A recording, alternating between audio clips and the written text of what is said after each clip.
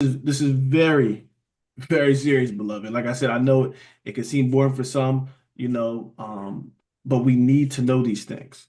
Because at the end of the day, as a teacher, my job is to teach you to get to the Most High God, how to build that personal relationship with Him.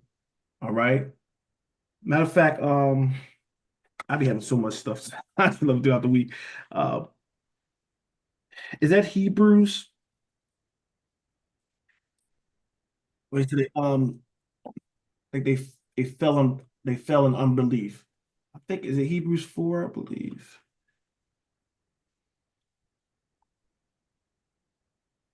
Let me look first, beloved, but I believe I it's have in to find it.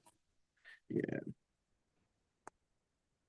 Because some people look at I just want to go New Testament, I want to go to something, I just want to go to something and you know rejoice, shout, and everything. And rejoicing and shout, it has its place, beloved. Don't get it wrong. I know we talk about knowledge. I don't want y'all thinking this, you ain't supposed to rejoice and shout. Nah, that's part of it, rejoicing and everything. I Yeah. just want us to make sure we sober minded.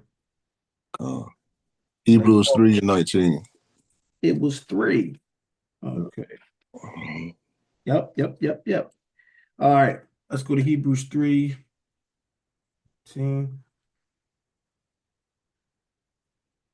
Oh, four heavens. Yeah, all right. So yeah, this makes sense. All right. Because this is going to be dealing with what we're dealing with as well. Let's get go up to 16 real quick. 3 and verse 16. For some, when they had heard, did provoke, howbeit not all that came out of Egypt by Moses.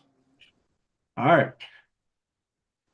So for some, when they had heard, did provoke. All right. So you talk about they hardened their hearts.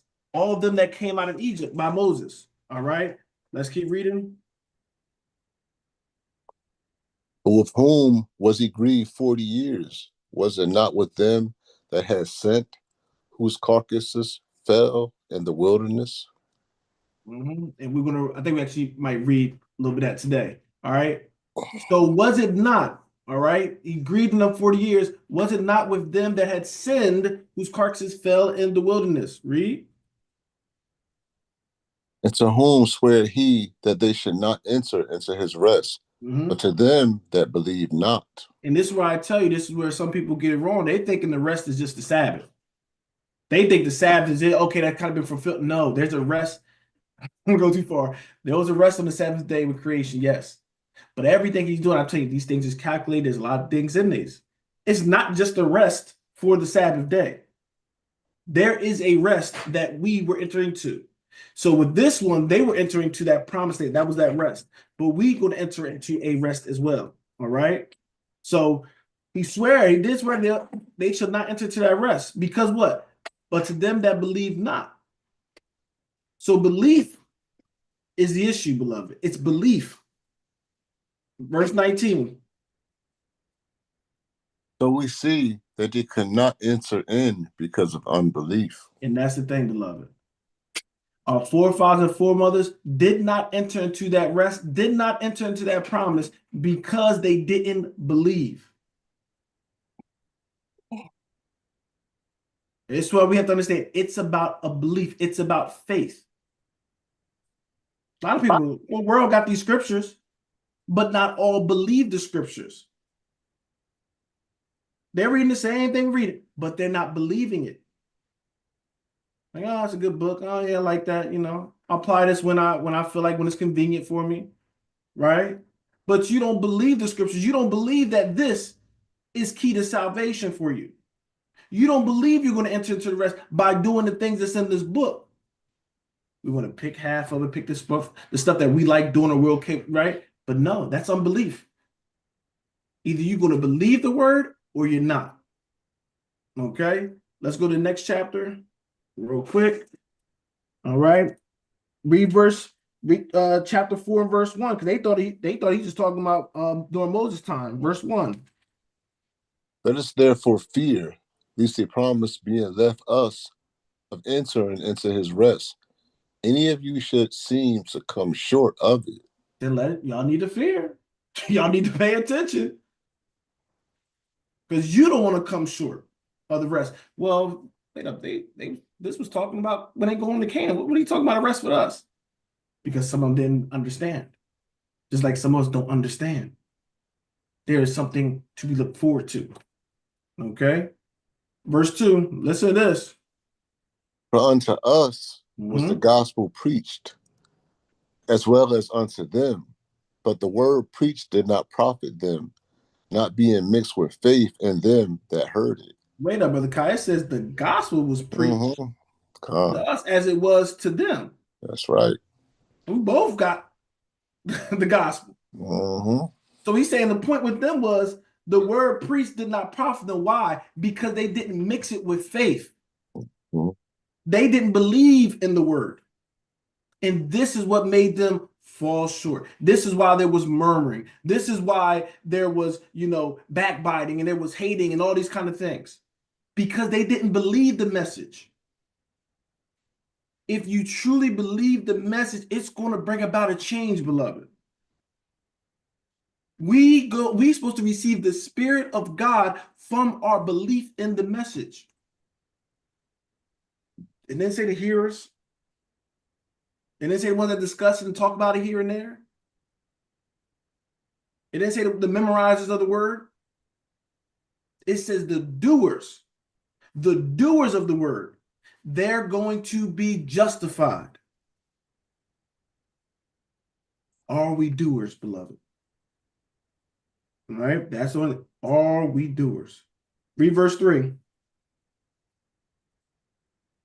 For we which have believed do enter into rest, as I sworn in my wrath, if they shall enter into my rest, although the works were finished from the foundation of the world. And it was finished from the foundation of the world, but we have to what?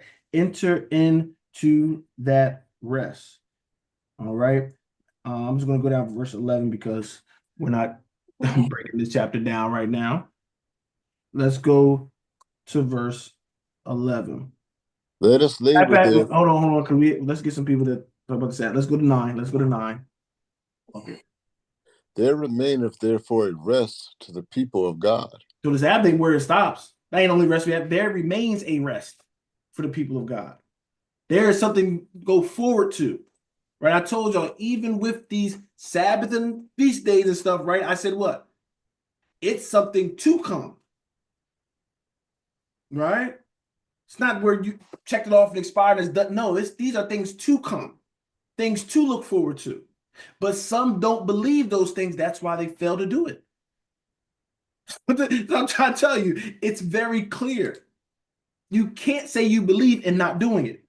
Because if you truly believe, you truly understand, there's no way you're not going to what? Be submissive to the word. Read verse 10. For he that is entered into his rest, he also has ceased from his own works, as God did from his. Yep. Yeah, verse 11. Go back to our chapter. Let us labor therefore to enter into that rest, lest any man fall after the same example of unbelief. So let us labor, let us work to enter into that rest. So he said, you ain't get there. We're laboring. We're working to get into that rest. You got to do something to get into that rest. Because some people hear that belief and say, well, I'll just sit on the couch and believe. No. Belief is an action. All right? It's requiring you to do something. They hear that belief, and the church has made everybody lazy and dumb. Well, you just believe. You don't got to do nothing. Just believe. Just believe. And they got a bunch of people getting comfortable in the wicked state that they're in. But what? We're going to labor to enter into that rest. And it says what? Read that verse 11. Just one more time. I'm sorry. Okay. Let us labor, therefore, to enter into that rest. Lest any man fall after the same example of unbelief. Labor to get that rest because you don't want to be like your forefathers that what? Fell. At least any of us fall after the same example of unbelief. They didn't believe the man of God when he was saying this, blah, blah, blah, blah, blah, blah, right? They always was murmuring. Always, who he think he is? He think he better than us? Man, it was better when I was in the world. It's all these blasphemous statements. You fall under the same example as them. That's why we're taking our time with these stories. Preacher want to go all the way to the end. No, you need to understand the beginning. You need to understand how we got to the condition that we're in. Why we got into captivity. I ain't even put on the folks. We know that wicked's going to be wicked. Why I'm not put on the folks, they're going to be wicked. But the scriptures is for what? Those that have been chosen and called according to his purpose. Why are you worrying about them when it's about you? This Bible's about you. About how you supposed to love your people. How you supposed to love your God. Doing the things that's pleasing in his sight. This thing's about you. But Satan, the master deceiver, has got us so distracted with everything else. Getting us off the focus of what? Believing his word. I love that another passage says, so what? Some don't believe. Does that make the promises of God without effect? So what? They don't believe it. You think that's going to stop God's plan? You think their unbelief is going to stop the plan of God? It don't matter if the whole world didn't believe in God. That sun going to go up regardless. That moon's going to come regardless. The water's going to come and stop according to his commandments regardless. Death is going to come regardless. Right? These are all the things that they're going to be. Just because you don't believe, don't stop anything. It don't stop the plan of God. So it behooves us, beloved, to believe his word. You don't got a choice. And I'm saying as believers, we don't have a choice. It's either death or life. And we choose that. Read that 12, and then we'll get out of here, Brother Kai. For the word of God is quick and powerful and sharper than any two-edged sword. Yes, it is. Piercing even to the dividing asunder of soul and spirit, and of the joints and marrow, and is a discerner of the thoughts and intents of the heart. That's a sharp sword, ain't it? Discerns the thoughts and intents of the heart. People say, oh, I really love God, but I just can't do this. I really love, but I just don't have time for this. See how that word it just manifested. It just manifests the wickedness in people. Right? And I'm saying this for myself. If Brother Mike just get too big, I can't do this no more. I can't do this no more. Y'all know that what? That word is judging me as well. This is what this word do. It's what? It's going to tell you the thoughts and the intents of the heart. If you want to know how you are devoted to God, how God see you, you want to say it like that, look at the word and compare yourself to it. It said, examine thyself. You don't got to get me. Well, how close you can look. You need to read this stuff and examine it. See, am I fitting to this? If you're not, okay, you got what? Work to do. And the scriptures tell you how you can strengthen that faith and all that unbelief, getting it purged out. It tells you all that. But if you want to be real, you want to be authentic and real with God and everything, this is what he puts this right here. This is a righteous mirror right here. We can look at that book and see where we need to improve at. And that's a blessing, beloved. Because he desires that none of us be lost. So he put these things in here that we have to try to be lost. That's the thing about God. You have to want to be lost. Because he desires that all of us make it. All right? So, beloved, this thing is for you. All right, let's go back. Let's go to Numbers 14. These scriptures, these stories is for you. They've been preserved for you. That's why some are in, they think they the people, but God only gave them that illusion. So what? So this word will be preserved. Because they try to wipe all our stuff out. But some don't have to go through that illusion to think that they're the people, so they're going to preserve it. When you think you're that, you're going to preserve it. So that identity crisis that they going through, guess what? It was for us. That it can be preserved for us. And we untap these things that's in the scriptures. That's something to thank the Most High God for. He's seen us even in this condition of rebellious, this condition of disobedient, right? This this condition of us being stiff-necked, murmuring against him and the people that he sent to help, all these kind of things, beloved. He thought of us in that state and gave us a book of love that if we desire to be his children, this is all we got to do. It's a small price to pay, beloved. Small price to pay. All right. All right, Brother Kyle, you got us distracted. Let's go to Numbers 14. All right, well, this is a lengthy chapter too. All right. Numbers 14, let's start at verse 1. Let's do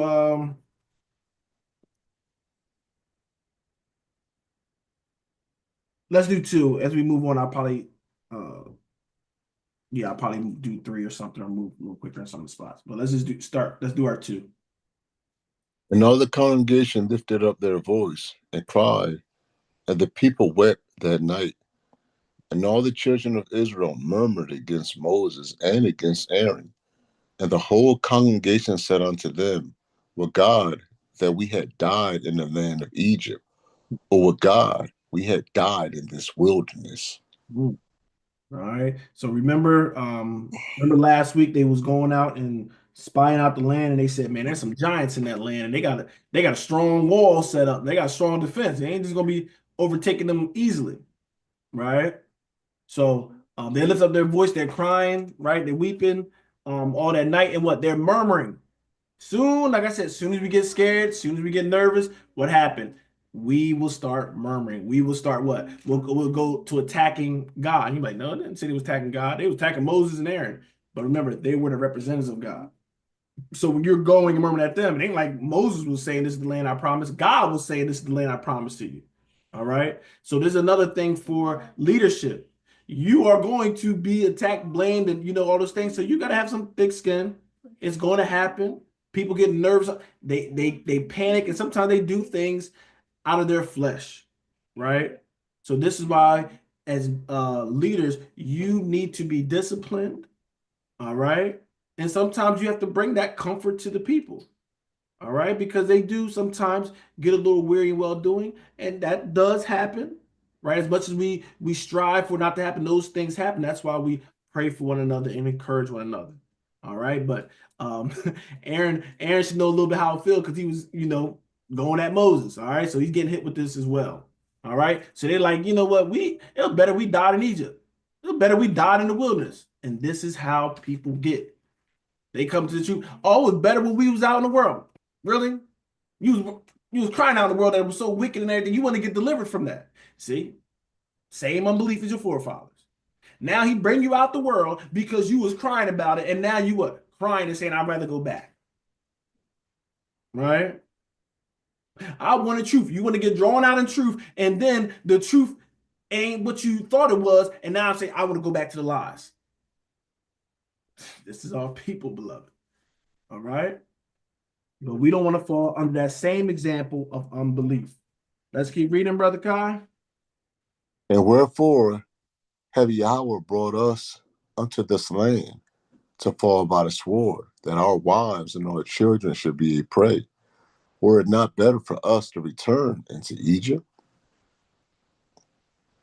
And they said one to another, Let us make a captain, and let us return into Egypt.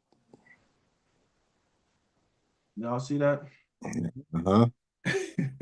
Wherefore, Lord brought us in this land to what? Kill us. And they said that every time they got hungry, remember they weren't eating. Man, it was better we went back to Egypt. Remember, we was eating, at least we was eating some stuff. God brought us out to destroy us, to kill us here. And beloved, this is the same spirit that be on the people of God now. Same spirit. God delivered me from this wicked world, from this darkness, just to make me go through all this stuff now. That's what we think. I know I'm not the only one, beloved. You that Satan start whooping your mind. Man, he did all that, man. Took me out of this stuff, took me out of that wickedness just so he can mess me up here. We know that ain't how God does things. This is what our mind can be our greatest asset and also can be our greatest enemy. Okay. So they like to, this stuff gonna befall our wives and our children that we should be prey. You was a prey when you was in captivity. When you was a slave, when you was in bondage, you was a prey. All right. But once again, they say, let's go to Egypt. You know what? Let's make us a captain. Let us return to Egypt. And that's what people do. Right? That anointed leader, God will come. God will send preaching stuff out. And then you know what? Things don't go like you planned. You know what? We want to go back. Let us make our own leader. Y'all see the difference? Let us make a captain. See, God gave you a leader. You didn't want that, so you brought a leader to yourself.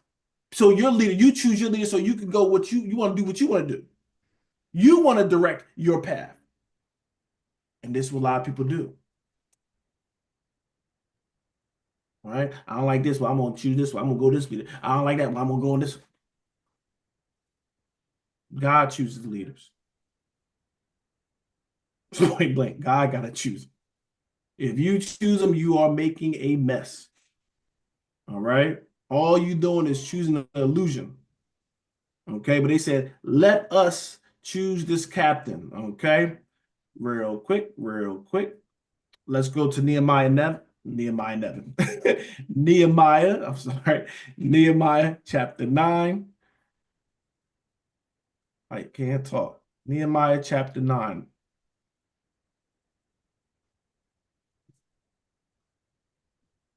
So let us make us captain. Nehemiah chapter 9, and we're going to go to verse. We can go right to the point.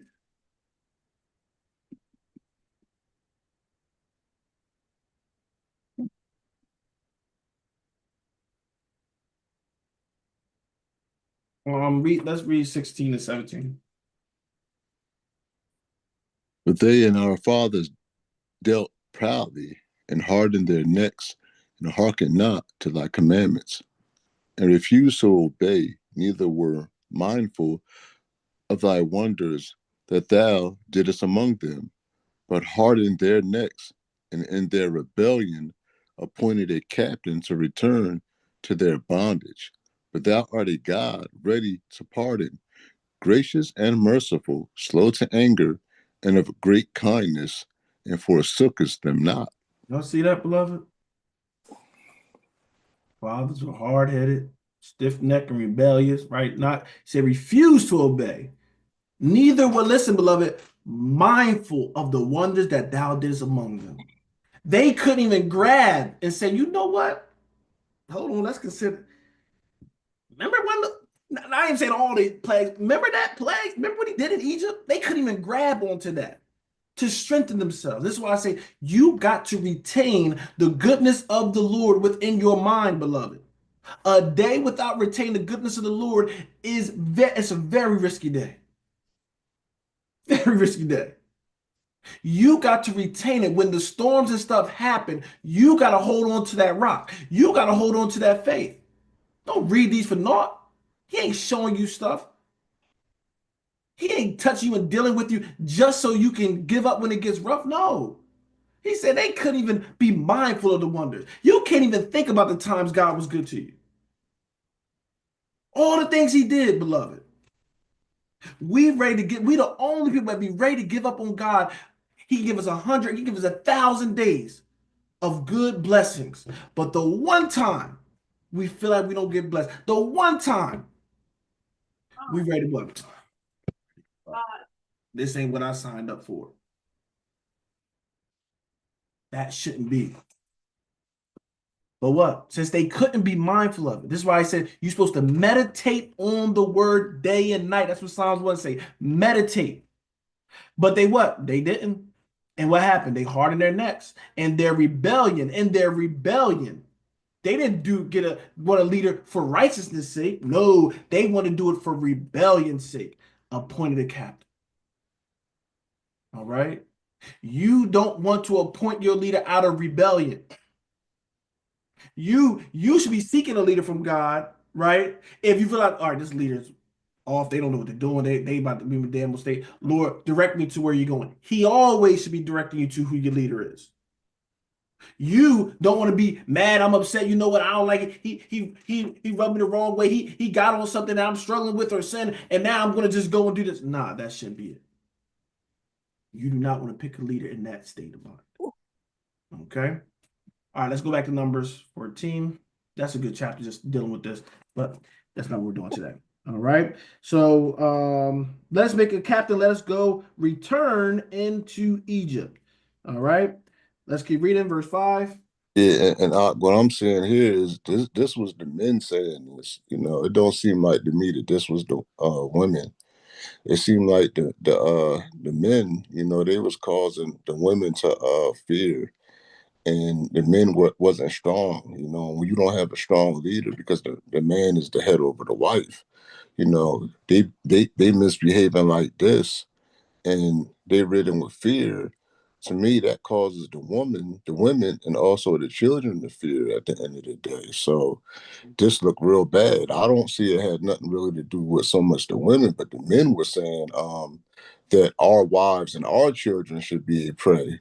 They behaving like this. You know what I'm saying? So you can only imagine what their fear, what their wives are imagining and thinking at this time. It's not really a good look. And I yield with that. No, that's a beautiful point. Beautiful point. And this is why a lot of times the teaching I will direct it to men because it is. I want to put that's where Mm-hmm. you're the head. I don't care if the woman. I don't care. We know Yep. you're the head, so it always go to you first, right? Now, if you're doing what you're doing as the head, now that woman should be fearful because now Lord said, "Oh, he is doing it." Okay, so she just want to be rebellious to it. Okay, now I go to her. But a lot of times, the Lord, I'm telling you right now, ladies, 99% of the time, he can never get to you because the man is not doing what he's supposed to do. Mm-hmm. How can I check her when her examples not right? Right. He can't. She ain't checking the church because what? He got to give his son. His son is perfect. So now, like, all right, now church, now it's on you. Can't blame him. It's on you. So Mm-hmm. yes, we were doing that. Some of the women were probably fine. It ain't gonna just, well, I would think about my woman, my wife, and my children, and everything. No, if you were Mm-hmm. thinking about them, you would stay with this God. This God just did 10 beloved. I don't know. I don't know how to break this down. Beloved, Mm-hmm. he did one. You might be able to get like, you know what, oh, that's a coincidence. Two, maybe have a little bit of justification. He did 10 plagues. Right. Then y'all behinds went through the Red Sea. You can't special effect that, beloved.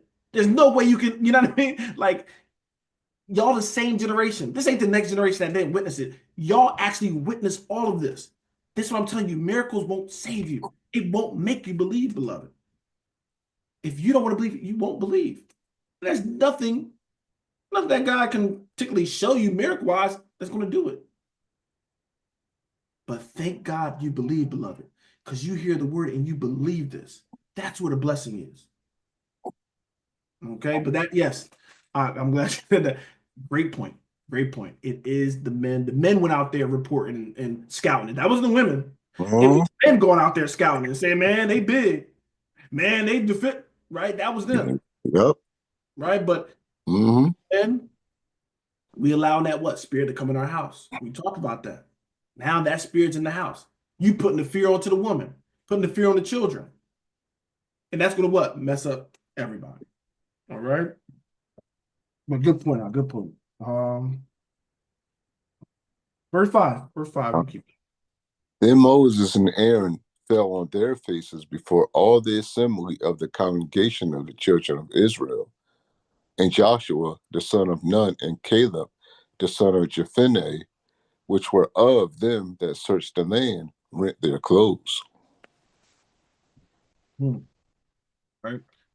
We keep going. We know about Joshua Caleb. They came with the good report back. So all of them that went out there, they the ones that actually came with the report. You know, they weren't coming with fearful, we can't beat them. They actually was going the opposite. All right.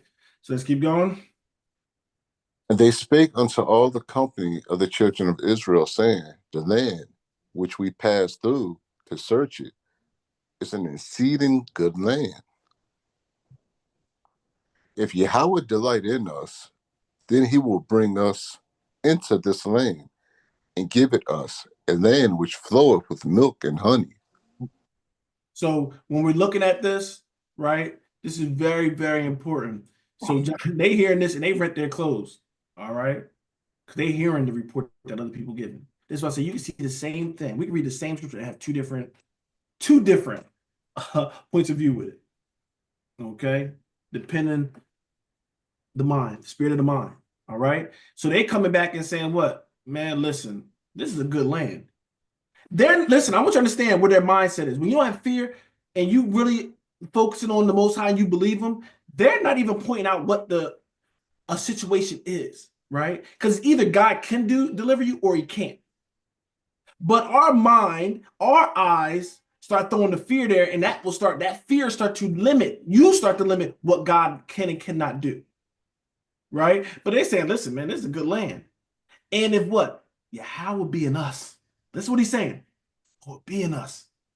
If we be found favorable, if he calling us his people and all these kind of things, then he will bring us into this land.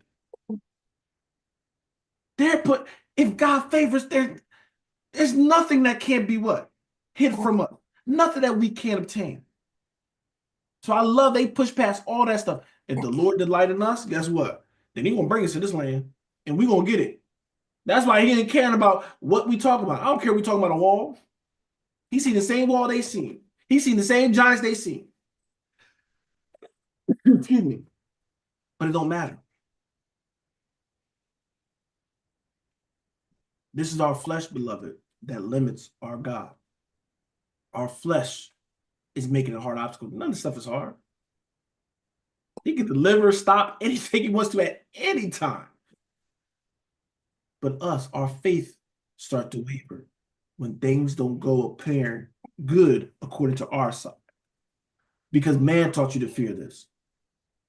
God tell you, as long as I'm with you, there's nothing to fear. But man tells you, oh, you gotta look at these things because this, bring worry. And they plant that spirit of doubt and fear in you. This is why we have to purge ourselves from this untoward generation.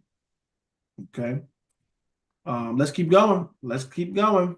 And brother Mike, I just want to point out also, like any man that want his wife and his kids to go back into bondage is cowardice behavior.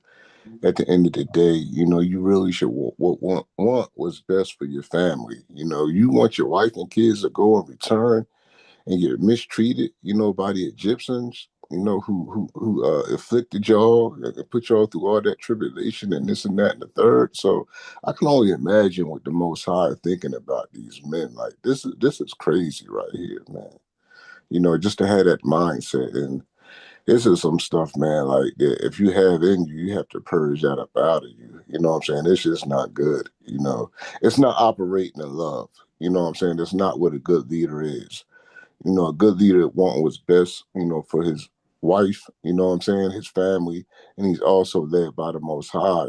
Our forefathers, this group was not led by the Spirit at all. They was operating from a carnal mindset. I yield. Yeah, that's so true. You want to make sure you look at a man ain't by the stature, what he got between his legs, beloved. Man, you see that mindset. Where's the strength of his spirit? All right. Very, very important. Because like you said, that is dangerous, right? You don't even care for them. The ones you say you love so much, you willing to put them back into that state. So yes. They needed prayer. They definitely needed prayer. Let's keep going. Unfortunately, let's keep going. What we on verse 8? 9. Okay, Con. Only rebel not ye against Yahweh, neither fear the people of the land, for they are bread for us. Their defenses departed from them, and Yahweh is with us. Fear them not.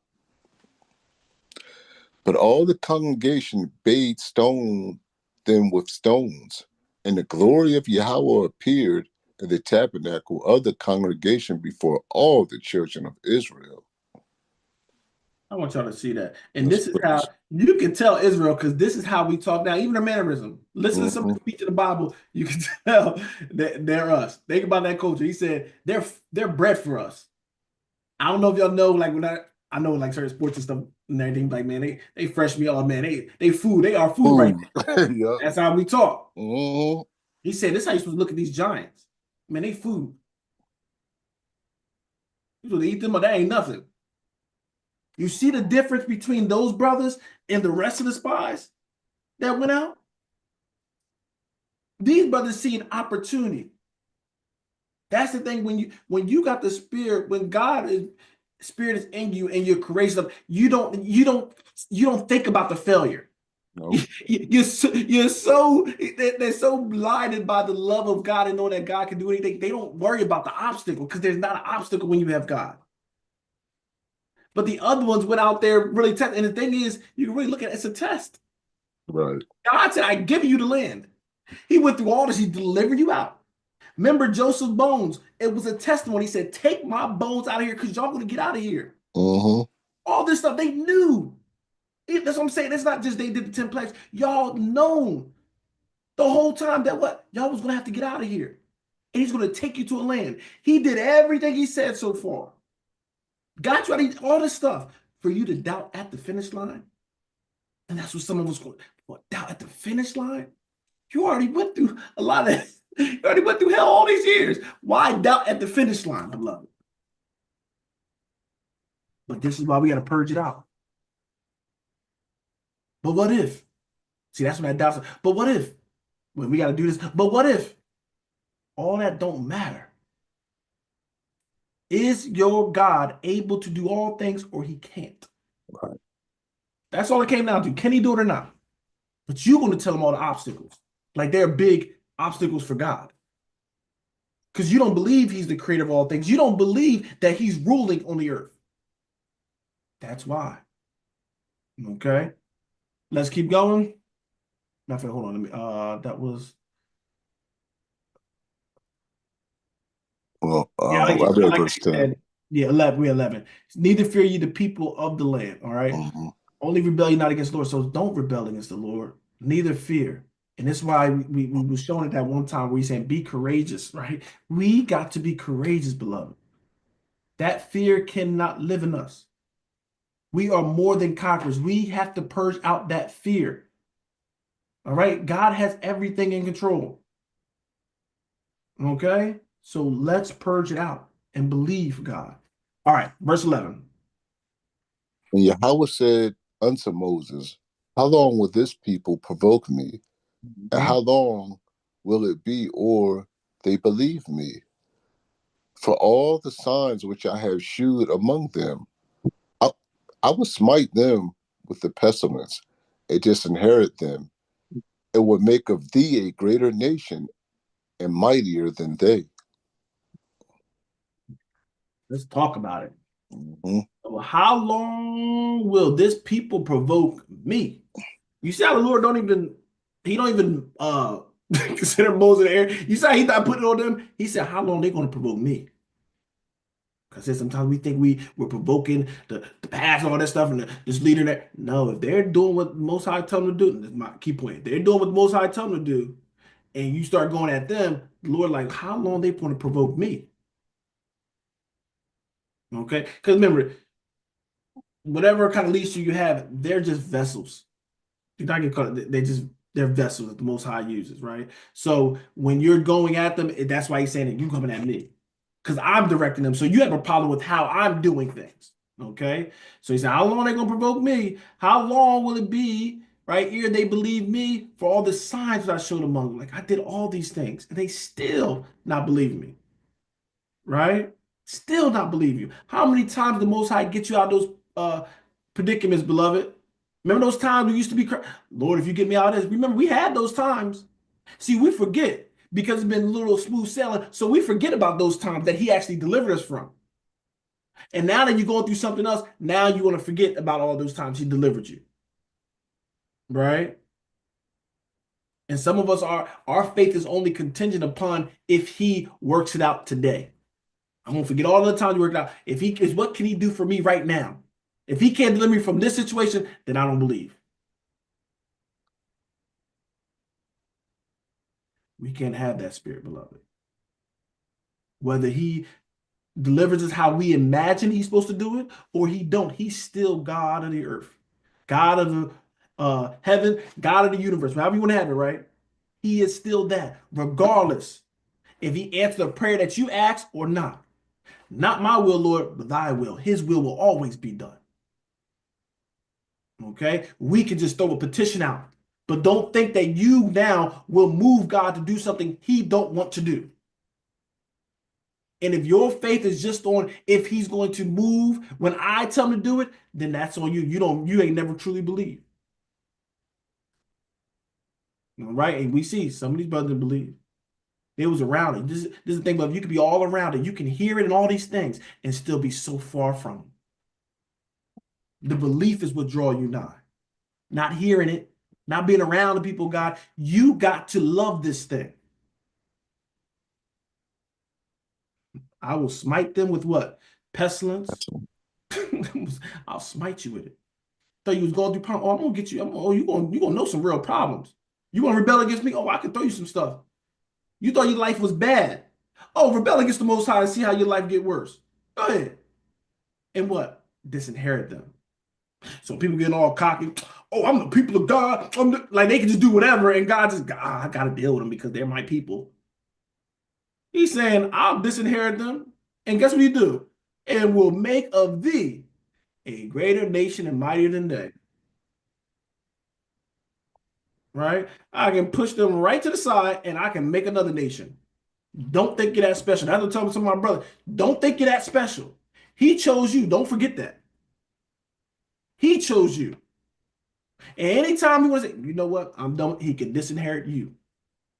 Remember, the nation, he don't need, he can wipe us all out. All he needs one to do it, right? To replenish it. That's what he gave the option to Moses. Like Moses, I want to take them all out.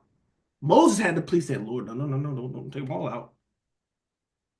But he said, all I need is you, and I can do it, make another Israel. So we want to make sure we are being humble. Don't think God just got to and all that. Don't get cocky like that. Nope. He can disinherit you. Just like he inherited you, he can disinherit you. Who's going to stop him? Who's going to check him? Let's keep going, Brother Kai. Verse 13. And Moses said unto Yahweh, then the Egyptians shall hear it. For thou broughtest up this people in thy might from among them. And they will tell it to the inhabitants of this land. For they have heard that thou, Yahweh, art among this people, that thou, Yahweh, art seen face to face, and that that thy cloud standeth over them, and that thou goest before them by daytime in a pillar of a cloud, and in a pillar of fire by night. Give me two more.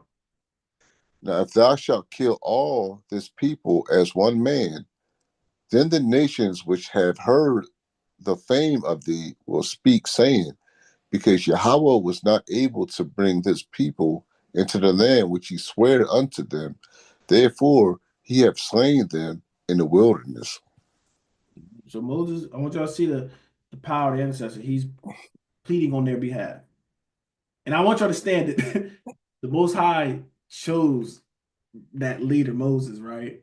Because he loved us. And he put that spirit to what? To plead on their behalf. You see how God still loves, he's still the one pleading. Because people think, oh, Moses changed his mind. No, he put the spirit on Moses to do these things. Because he's showing his love. We're going to see it as well. But Moses pleading, oh, don't do that.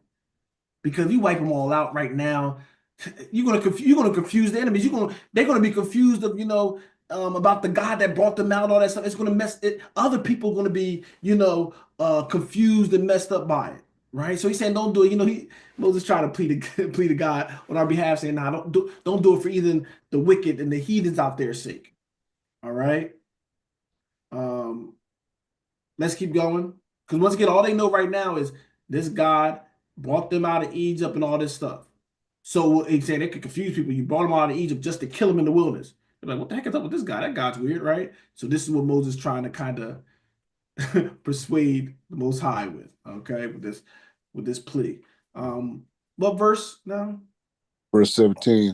And I Okay. just want to point out too, it's going to make it like Moses is a great intercessor, and that's why he's a Christ-like figure. It's going to seem like that this God is not as strong as everybody say he is. That's what I get out of it as well.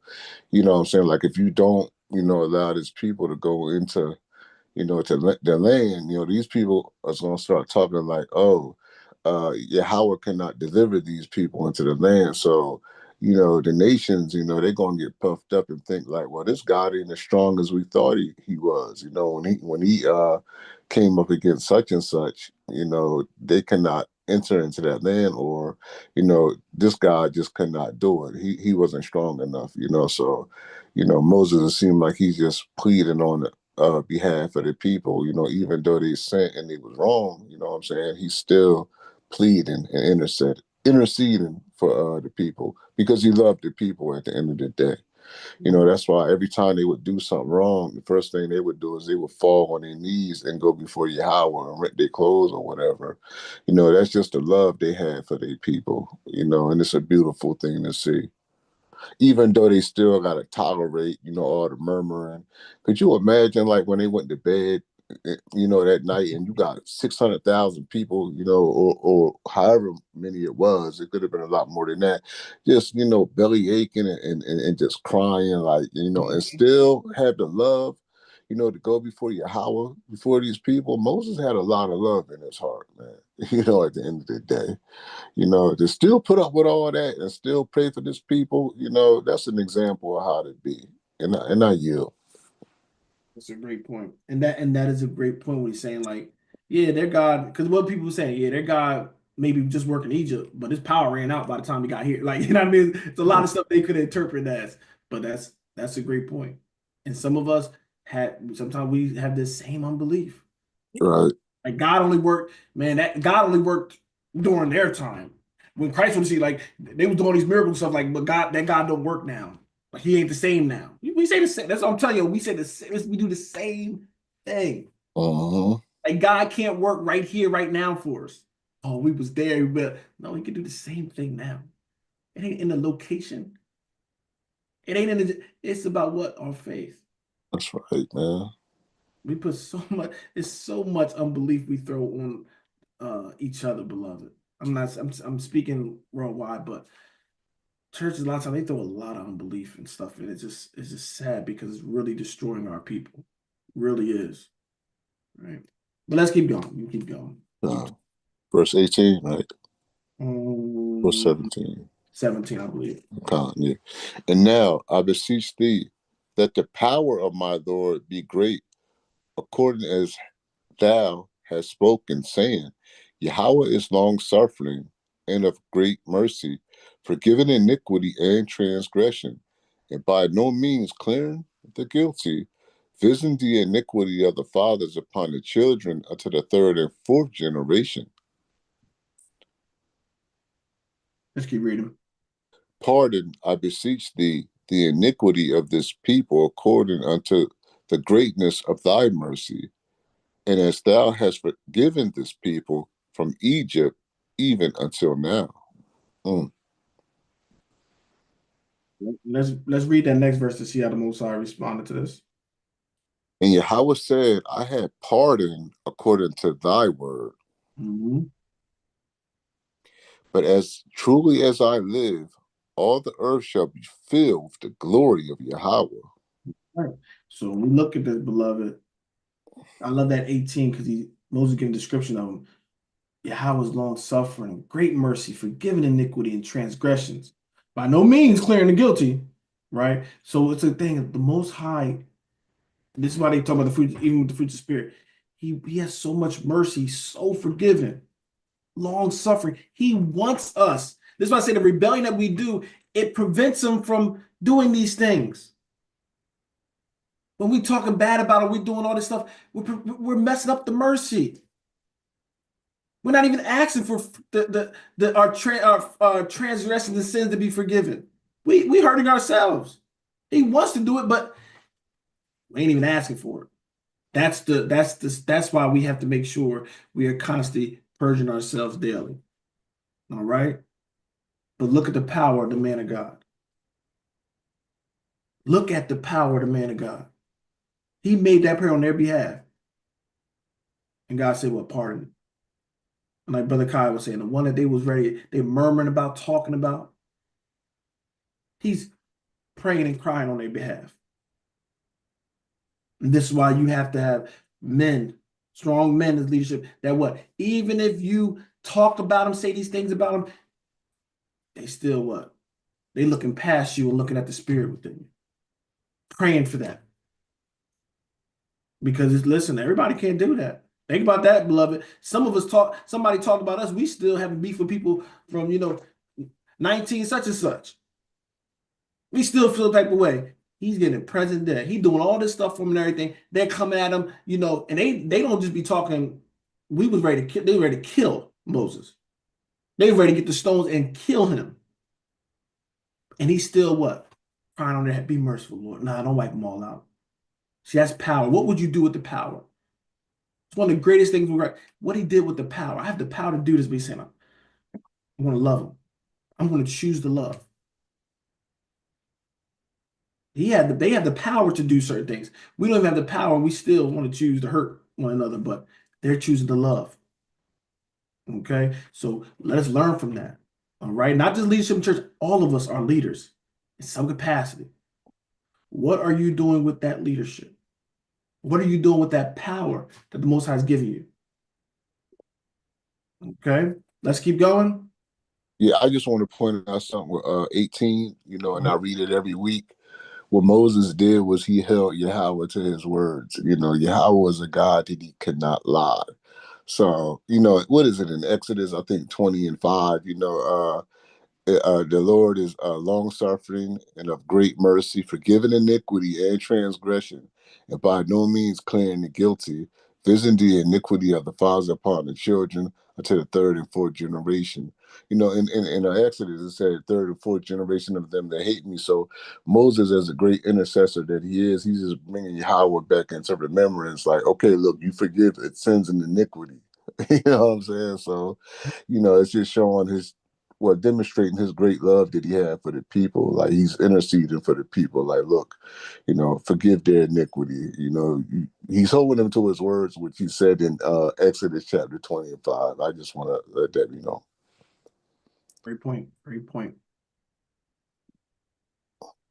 I don't know where we left off. I know we read like 5, but I think 22. 22. Yes, and all the earth shall be filled with his glory. Yeah, and that's true, beloved. All the earth, his plan was that all the earth be filled with his glory. So we got it as, oh, we were just going to go to Israel and that's it, and we ain't going to be dealing with it. Everybody's being dark. No, the whole earth was supposed to fill with his glory. He's supposed to be known everywhere. Everybody's going to know about the God of Israel. All right. That's what the intent was. It was never that we're just going to have a utopian Israel and everybody else going to know nothing, going to be in darkness up. No, he wanted to be known because he is the God of what? All the earth. He ain't God of he's God of everything. All right. So his glory was supposed to go out through all the earth. Everybody's going to be known to him. And doing what he did to Egypt was a great start because what? A lot of the earth started hearing about him through that. Okay. All right, we keep going. Verse 22. 22. For all those men which have seen my glory and my miracles, which I did in Egypt and in the wilderness, and have tempted me now these 10 times, and have not hearkened to my voice, Mhm. surely they shall not see the land which I swear unto their fathers, neither shall any of them that provoke me see it. But my servant Caleb, because he had another spirit with him, Mhm. and had followed me fully, him will I bring into the land whereinto he went, and his seed shall possess it. So, beloved, so this is what he said: my glory, my miracles, which I did in Egypt, and have tempted me now these 10 times. Because I showed you myself, I've revealed myself. You don't want to believe. That's tempting them, beloved. us to testify that we know God real, and then you go back and do things like you don't know he's real, that's tempting. But he says Caleb had a different spirit. What was his spirit? His spirit was pure love, pure faith, and being courageous in the Lord. His spirit was different. And because of that, he said he's going to possess the land. Him and his seed going to possess it. But the other ones, he said, oh no, I already swore my wrath. See, that's where you don't want to get to, beloved. You, Lord is long, he's slow to wrath. But if he gets there, even the intercessor, even his best, we can try to pray it. But once he gets there, that you at the complete mercy of him. But that's what I'm saying. It takes a while to get there. He allowed a lot of stuff, beloved. All these miracles, he allowed a lot of stuff. A lot of murmuring, a lot of blasphemy. He allowed a lot of stuff. Remember, they got the golden calf. He allowed a lot of stuff. But once he get to that point, beloved, can't undo it. He said, I told no, I swore in my wrath. I'm gonna get him. I'll do this. Oh, but I'm gonna get him. All right, I'm not gonna destroy them all at once. Oh, but I'm gonna get all of them for doing it. So don't think you escape. All right, so beloved, this is why we want to be so careful because we don't know when the Most High can get to that point with us individually. Don't think about the nation individually. Okay, so let's make sure we are staying in the faith. And if we do something wrong in our disbelief, because sometimes we get weak and stuff, you pray to the Most High, Lord, forgive me. I was weak. I was weak and I spoke as a weak man, a weak woman. Please strengthen my heart so I'll ever do anything like that again. And God will love to pardon it. All right. But make sure we ask in sincerity. All right, let's keep going. Yeah, brother. I just want to point out something in verse 22. We see that Yahweh, he forgave his people here, you know, but he's still gonna punish them. You know what I'm saying? Like it's a good thing. Like he wasn't gonna punish them with death right here. Though he still forgive you, you still gonna get that work. You still gonna get punished. You know what I'm saying? So it's not like he was truly cutting them off right here. They still could have served him, but they still gonna continue to mess up, you know what I'm saying? But it just go to show you right here, at the end of the day, the Most High is merciful, and we see His mercy right here. Being with our forefathers. You know what I'm saying? Like at the end of the day, all they had to do was just obey Him. You know what I'm saying? And when it came to this, but everybody tried to act like Yahweh was just a killer, like he automatically just killed somebody every time. No, what they was doing was worthy of death right here. Mhm. But he still had that mercy on them. But okay, for your punishment, you ain't gonna enter into that land. And I yield with that, beloved. Will not enter into that rest. So, I mean, that sucks for them, but they asked for it. No, they didn't ask for it. They begged for it because they kept on doing foolishness. All right, but that's a great point. Yeah, you didn't wipe them all out and just saying, listen, y'all gonna have this season. Okay, y'all ain't gonna get in. What verse we end up We at? on 25. Okay, go ahead. Okay. Now the Amalekites and the Canaanites dwell in the valley. Tomorrow turn you and get you into the wilderness by the way of the Red Sea. And Yahweh spake unto Moses and unto Aaron, saying, How long shall I bear with this evil congregation which murmur against me? I have heard their murmurings of the children of Israel, which they murmur against me. Say unto them, As truly as I live, saith Yahweh, as ye have spoken in my ears, so will I do to you. Your carcasses shall fall in this wilderness, and all that were numbered of you, according to your whole number, from 20 years old and upward, which have murmured against me, doubtless ye shall not come into the land concerning which I swear to make you dwell therein, save Caleb the son of Jephunneh and Joshua the son of Nun. We can read the next verse as well, 31. But your little ones, which ye said should be a Right. pray, I'm sorry, I got an outline and it said Uh, breathe. I'm sorry. them will I bring in, and they shall know the land which ye have despised. Oh, that's scary, beloved. Mm-hmm. The first thing is we're talking about our words. See, everybody think when you think God only hears you when you go on your knees and say, "Oh Lord," and everything. Now you think, okay, now this is the message that go up. No, God's hearing that daily talk that you having. You're in that conversation, you saying, God, this and God don't, he don't be hearing me. He don't like he doing nothing. He hears all of that. That's being recorded. See, this is what I want you to understand. The church is put as, oh, he just, sometimes they put like, oh, you just, when you get on your knees now, it's like, okay, this is the message going to God. Okay, okay, I'm going to bring that up to him. Oh, beloved. He heard it when they was talking against Moses. All that stuff was counted as messages. This is why he said, what was it? I'm sorry.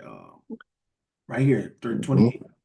As truly as I live, saith Yahweh, as ye have spoken in mine ears, so will I do you. They weren't doing this in his ears. They weren't praying like, Lord, blah, blah, blah. Nah, they were just speaking this to one another. That's why he said, I'm going to do exactly how you spoke in my ears. What were they saying in his ears that he's talking about? Your carcass shall fall in the wilderness, right? Because what they saying, did God bring us out here to die here? He said, oh, I heard that. See, you thought you were big bad and you talking to one another. Oh, I heard all that. And guess what? I'm gonna answer it just like y'all said. He sent you y'all. I sent y'all out here to die. Guess what? Yep, that's what you're gonna get. You'll get exactly what you asked for. You see why we have to be mindful of what we're saying at all times. We can't afford a bad moment. Well, I was just mad. I was just upset. I understand you. You don't think they were mad and upset? Mad and upset is not going to be an excuse to blaspheme and murmur against God. It's not an excuse.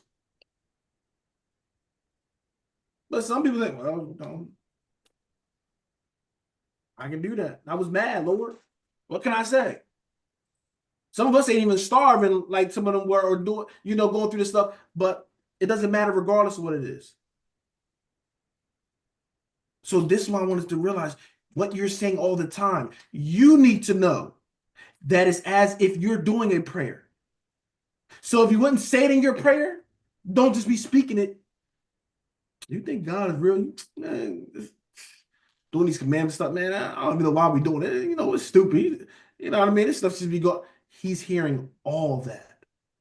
That's why some people can't even get certain knowledge and understanding, beloved. I want you to realize it's so sensitive when you understand this stuff.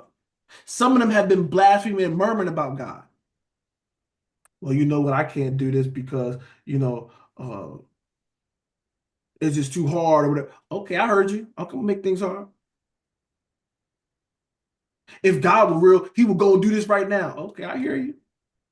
Remember, he's patient. So because Most High don't intervene right after first things we say, when we say certain things, he don't intervene and do something there, we think that what? God ain't hearing us. He ain't listening to us. Nah, he just like they do that. Wait, he's building it, just letting that case build up. Hoping that you will get your right mind back and you might ask for forgiveness and repent. But a lot of us get comfortable in the what? Talking bad, the murmuring and all that stuff until that bill come and he said, you know what? This is the time. Now we're going to address all these things. And I'm going to hold all these things to you. We don't want to get to that, beloved. And this is why we have to check one another. Because, beloved, I want you to understand it. This wasn't one or two people. This thing, murmuring spreads. Unbelief spreads. It's the spirit. This spirit was running rampant now in Israel. A couple people had to what? Speak it. Because people are like, oh, well, I was just being real, just how I felt. It don't matter about how you being real. You being real, say you weak and you need to go to the Most High God. Stop opening your mouth to blaspheme and spread disbelief and unbelief. Because you're going to damn more people. If you didn't believe God was real, then you could just shut up or you could have just left and walked your behind back to Egypt. But no, that's not good enough. You want to take people down with you. And you're going to have people like that, beloved. People, if this congregation gets bigger, you're going to have some people that come in and going to try to bring people down. Y'all can't wait for Brother Mike to try to get it because I might not even run into some of it. Y'all all going to have to be seasoned in this and know these things. We don't do that.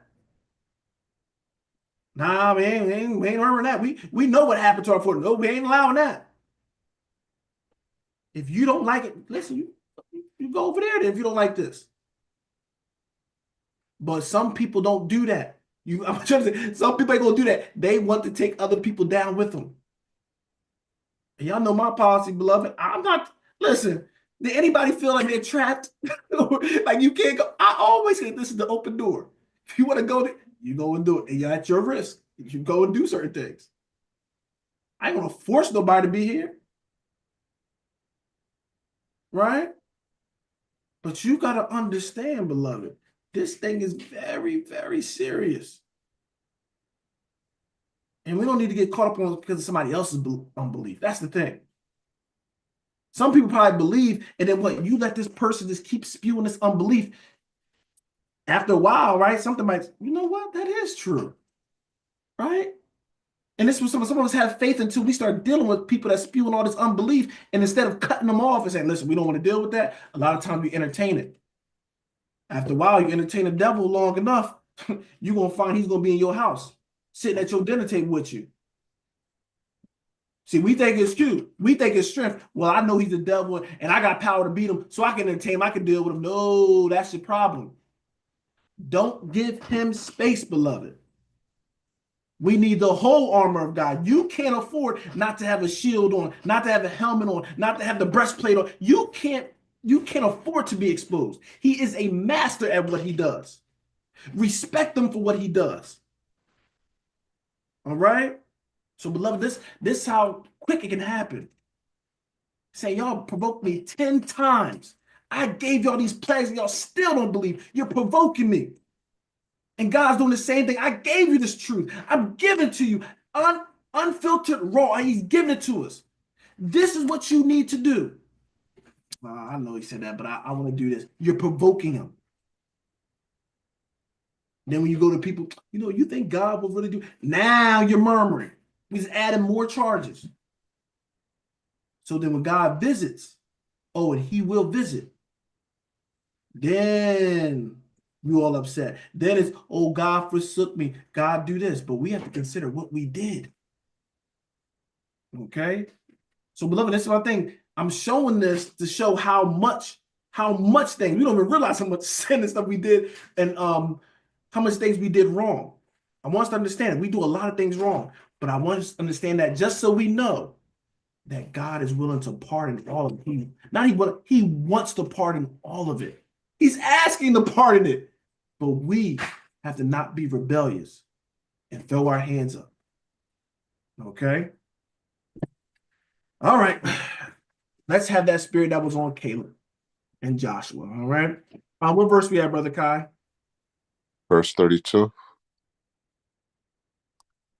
But as for you, your carcasses, they shall fall in this wilderness, and your children shall wander in the wilderness 40 years, and bear your whoredoms, until your carcasses be wasted in the wilderness. After the number of the days in which ye search the land, even 40 days, each day for a year, shall ye bear your iniquities, even 40 years, and ye shall know my breach of promise. Good Lord. So y'all done pushed it too far. Well, y'all gonna die in this wilderness. And guess what? Your children got to bear the whoredoms. See, if you don't love yourself, beloved, and we should love ourselves, right? Think about the children. Think about your sins affecting your children. Right? This is why, even me, that's sometimes I'm like, you know what? I got to make sure I'm staying strong because I got my children. He said, now they got to deal with it. Now everybody had to wait, what? 40 years. This is a 40-day journey. He said, I'm going to give you a year for a day. Now think about that, beloved. Think how many times we have went and rebelled against God. Think about if he said, I'm going to give you a year for every day that you talked about me. All the blessing stuff you want, I'm going to prolong it to every day you talked about me. Some of us can't even live that sentence out in this lifetime. We can't live it out in this lifetime. Right? But he's saying, listen, y'all going to, but you're going to deal with it.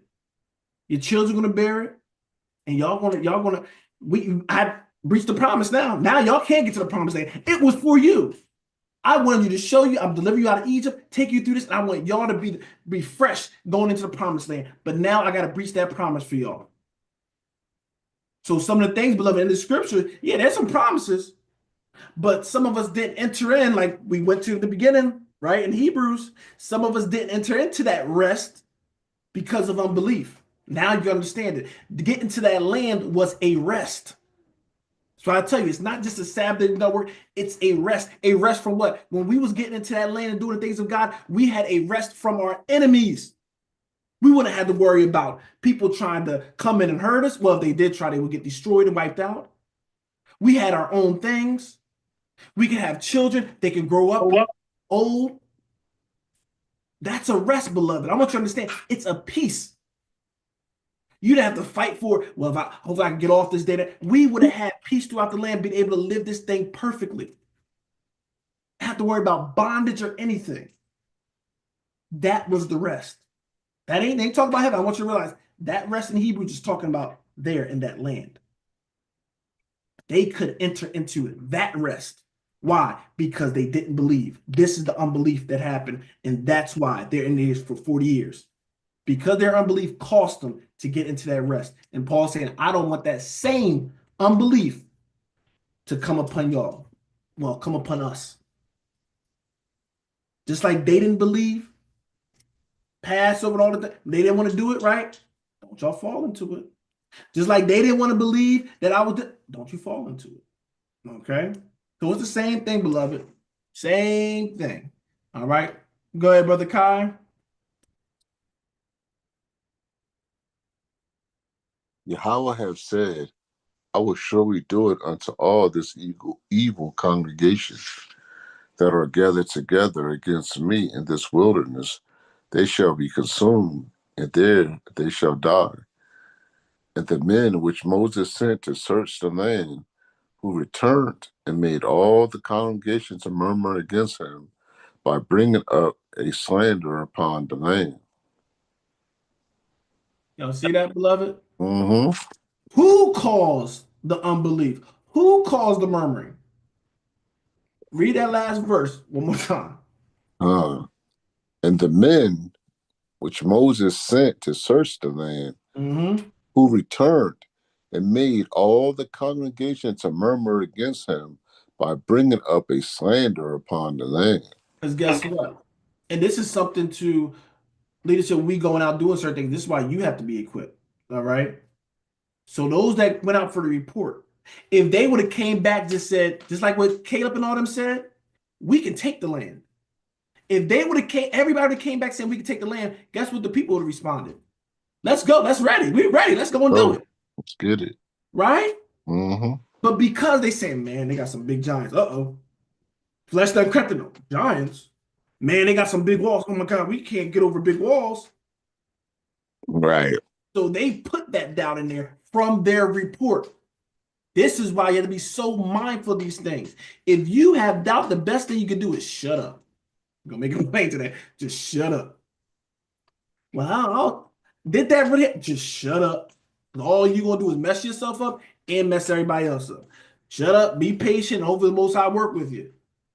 But when you open it out and now you damaging and messing all them up, now it's gonna be a big problem. All right. But that report is what messed them up. A slander. That's why they say a slander on the land. They just gave it a report of how man will give a report. Well, you got to worry about this, this, this, and this. But it shouldn't have been nothing to worry about because we got God on our side. Right? If we gave a report against Egypt, we wouldn't have thought to get out of there, would we? Nope. There was nothing in there, no part of the report that we should ever got out of Egypt and not lose one person. But now they want to start doubting. Okay. So once again, beloved, be mindful who you listen to. And that's why I will say it. I don't be just saying the blood is calculated. That's why I say you got to be mindful who your teachers are, because I said what? They can spread unbelief and doubt. Okay. So be careful. Keep going.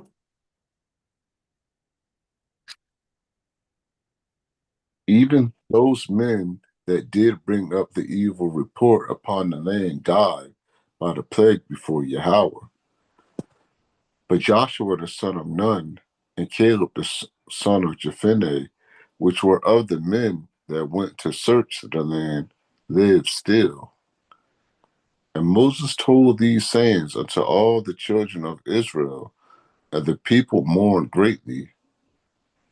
And they rose up early in the morning and got them up into the top of the mountain, saying, Lo, we be here, and will go up unto the place which Yahweh had promised, for we have sinned. Too late.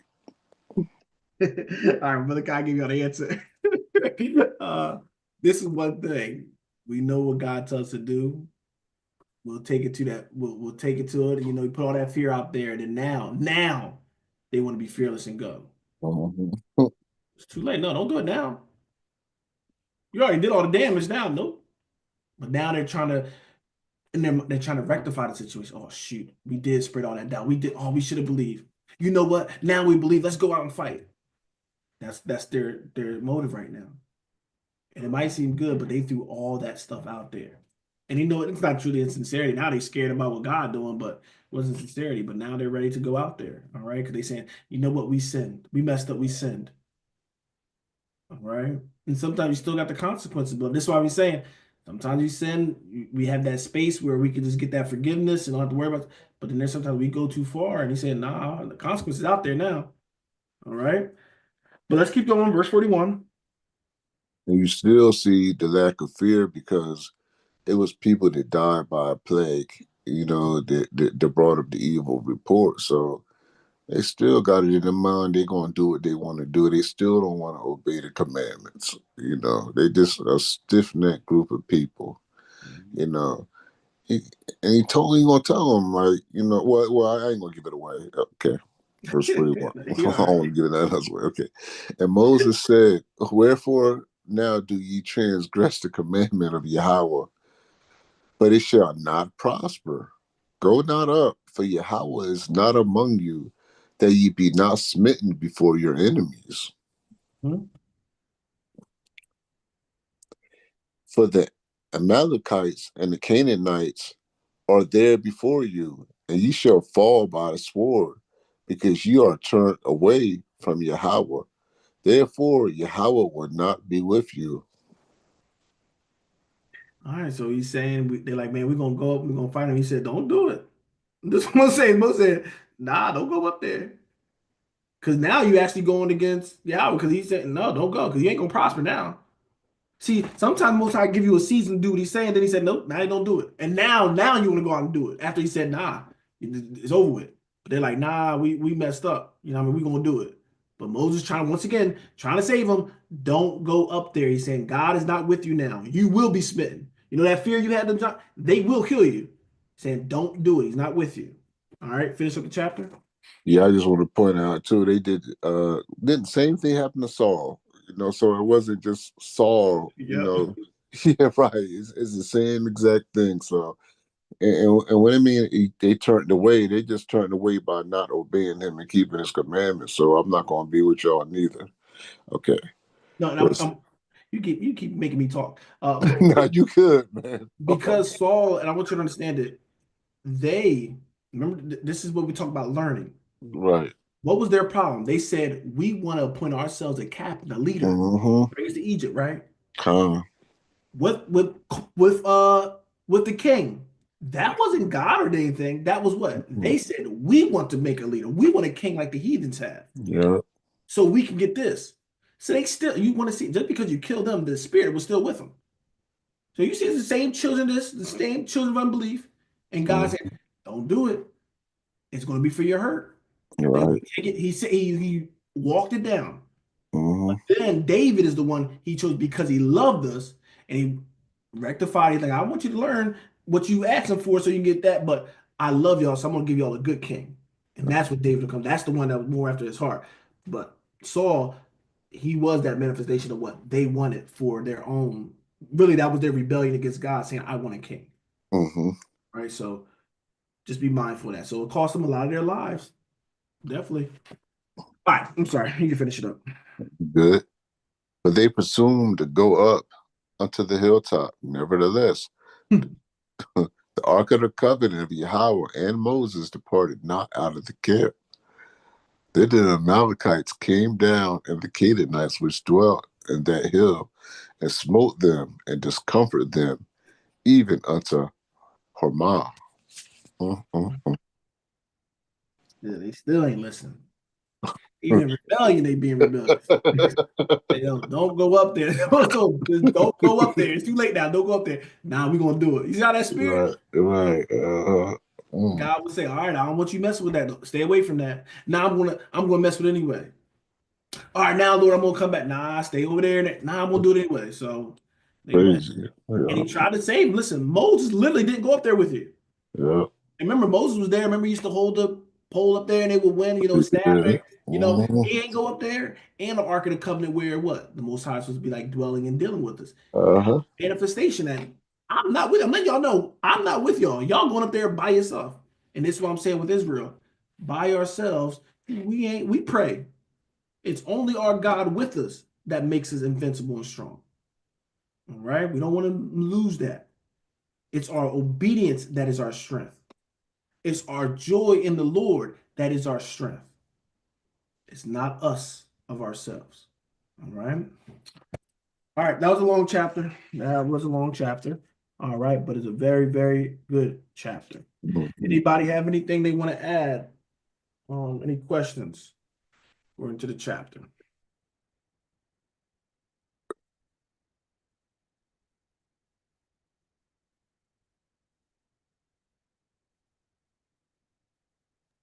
All right.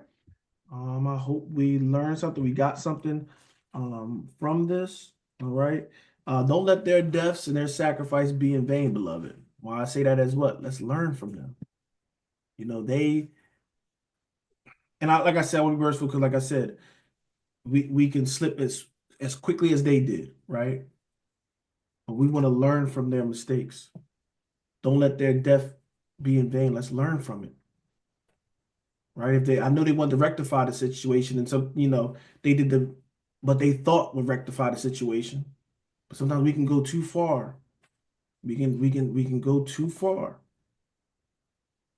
But right now, while we have breath, while the Most High is listening to us and patient, ask Him to pardon, ask Him to forgive. Right? This is the time. This is acceptable time to get things right. Because a moment after He closed them ears of His, it's too late. It's too late. Right? But we thank God for His Son. We thank God for His mercy that's renewed every morning. All right. We thank Him for being long suffering. We thank Him for being merciful. We thank Him for just being Him, being greater and loving us better than we love ourselves. Right? There's none like the God of Israel. Right? Love, we'll end Numbers chapter 14. Those that are watching online, we say Ayana Habatham, which means we love you all, and Shalom. And also, remember, there will be no recording of tomorrow's class. And announce that again. Those watching on YouTube, there'll be no recording of tomorrow's class. So if you want to hear it, like I said, we had the questions, we're dealing with questions and stuff. So you will have to actually go on the Zoom, all right, to enjoy it. So that's at least for this week. Depending on how the conversation go, it might be 2 weeks. So we'll let you know it might be 2 weeks to Sabbath. So just a little